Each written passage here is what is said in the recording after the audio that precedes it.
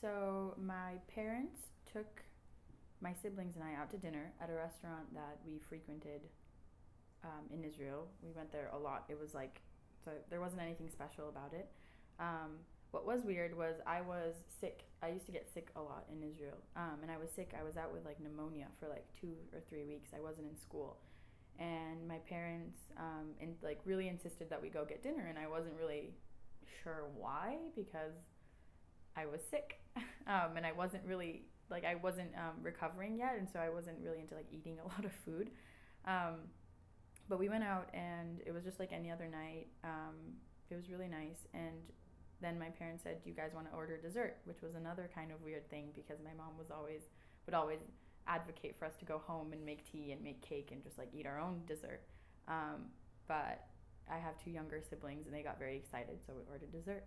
And as we were finishing dessert, my mom kind of looks at my dad and goes, "Okay, Robbie, like we should tell them." And in typical uh, Mueller fashion, my dad chickened out, and so my mom did it.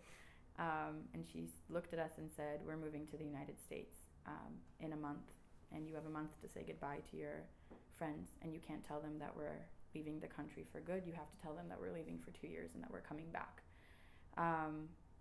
which was really weird and like super bizarre. And I didn't know what to I didn't know what to do. And the reason we had to essentially lie and say that we're only moving for 2 years was because Intel in Israel could have sabotaged our move and could have sabotaged like the green card application process for us. And so yeah, they said that, and we went home, and um, I didn't really know what to do. Yeah, I actually called my best friend, and it was really interesting. My mom told me I could tell my best friend, but I called my best friend and I said, "Hey, like I need to tell you something." And she said, "You're going away, aren't you?" And we had never talked about it. We had never said anything. And my parents had been wanting to move out of Israel for a long time. But I'd never said to her that I think it was happening. She just like knew, which was really weird. But yeah, that was the moment it happened.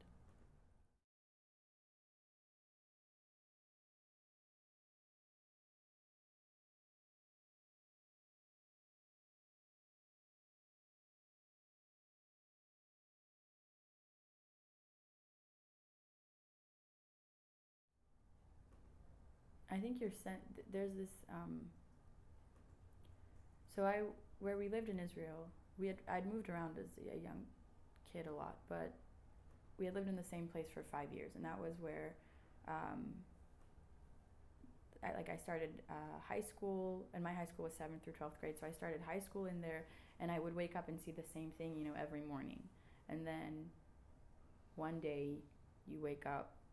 I remember like the day we left. I woke up. I saw the same view outside of my window, and then my mom asked me to go get milk to make sure that my siblings had that like we had breakfast, like they could eat cereal before we like went on like the journey to America. Um, and I went and got milk, and then my grandparents came. We put everything into the car and we just left, right? And you always I think that you're going to have enough time to say goodbye, or I think we don't even know how much time we need to say goodbye, but there's this like almost like cinematic sense that it's going to like take a while, and there's going to be like a grand farewell. But oftentimes it's just like quick. You just like rip the band-aid off and go. And so, to like see the same thing for 5 years and then to not see it anymore, and then to be like somewhere wondering, like having no clue or ability to like conceptualize what your future looks like, you know, it's really hard. And I think that was what was really difficult for me and for my family, um, especially for my parents. Like my parents are two-time immigrants. Like they immigrated to Israel and then they immigrated to the States.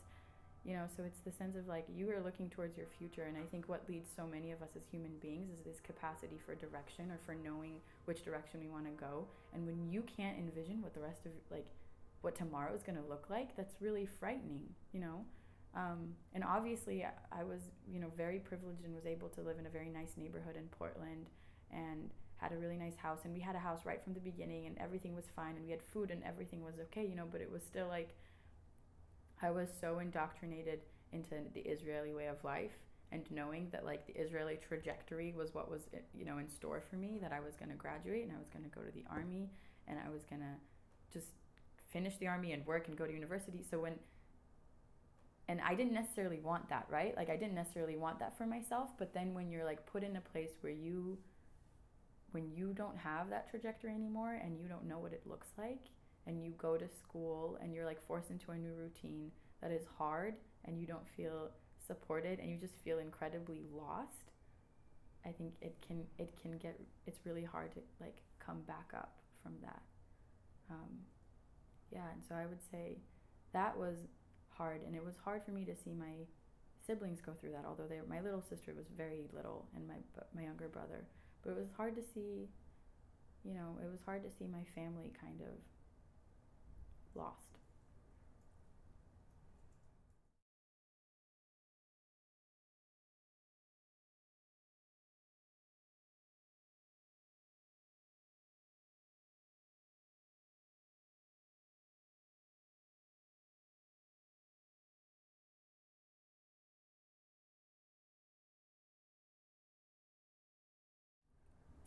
So I have a very, I think, different perception of home, um, because I've never really felt at home in a place before.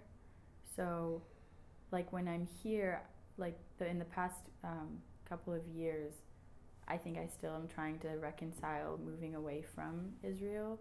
And something I notice is that it's easier for me to refer to Israel as home now, or as where I come from. But when I was in Israel, it was hard for me to think of it as home, because I think I've always kind of had a struggle with my environment, right? But I've kind of noticed that I don't get attached to places the way I do to people. So my family has always been my home and has always been something that I come back to. And so wherever they are, I think is wherever I am most at home. But I can't say that there was a moment that, well, maybe that's not true. I know that there was a moment, there was one morning that I woke up and I felt like I wasn't lost anymore. And it's this like, my mom is always, I call it like the spontaneous morning. Like my mom always has this idea. She's like, things are hard, but one day you're gonna wake up and it's not gonna be that way anymore. And I remember like waking up one day and thinking, like, I can do this. Like I'm going to school, I have friends, I'm figuring things out, I want to go to college. Like I know where I'm going, which was nicer. But the idea of home, I can't say that I felt it in regards to the United States, or like the regards to like the America as a space. I'm home because of my family, and I've managed to find like close, incredible friends and people here. But like the space itself is hard for me to like conceptualize it as a home.